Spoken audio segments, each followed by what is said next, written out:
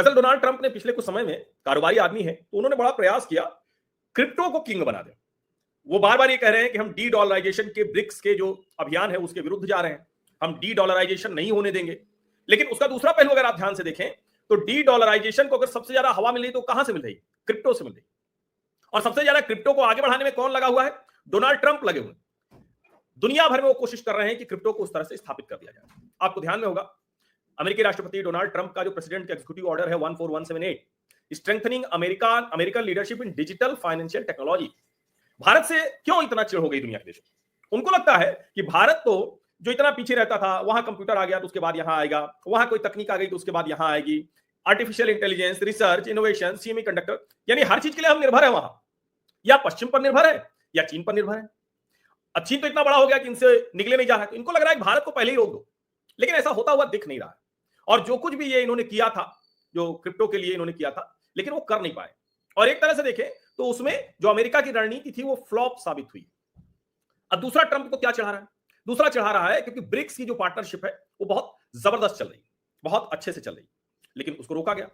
ठीक बात है, भारत को भी लगा, दूसरे देशों को भी लगा कि सीधे सीधे नहीं लड़ना चाहिए, क्योंकि अमेरिका सबसे बड़ा कंज्यूमर मार्केट है। तो इसको आप समझिए, वहां उनकी अप्रूवल रेटिंग लगातार गिर रही।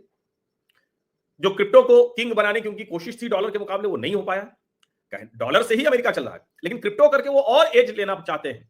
लेकिन इस एज में एज लेना इतना आसान नहीं है।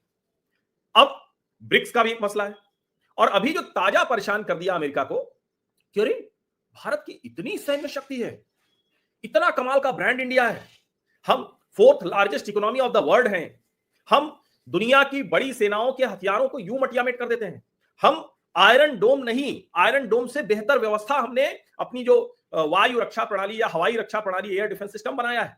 इसने बिल्कुल से दुनिया के दादा देश को परेशान कर दिया है। और मैं इसलिए कह रहा हूं कि हम भारत के लोग तो कहीं कंफ्यूजन में नहीं है।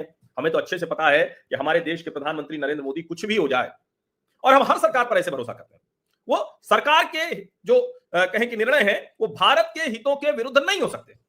इसमें हम कोई कंफ्यूजन नहीं। अब वो क्या चाह रहे हैं, उनकी जो रणनीति है कि इस तरह से हम अपना मार्केट ठीक करें, सब कुछ करें। लेकिन ये जो रिसर्च रिपोर्ट बता रही है उसकी मैं कुछ लाइनें पढ़ता हूं। The economic implications for the current trade stalemate, यानी जो टकराव है, जो गतिरोध है कारोबारी, not surprisingly the impact on US will be worse compared to India with lower GDP and higher inflation and weaker dollar. ये रिपोर्ट कह रही है कि भारत पर तो इसका असर पड़ेगा ही पड़ेगा, तय है। अभी मैं आगे बता भी दूंगा कितना असर पड़ने वाला है। लेकिन America, lower GDP, higher inflation, weaker dollar, उसका उसे दुष्परिणाम भुगतना पड़ेगा।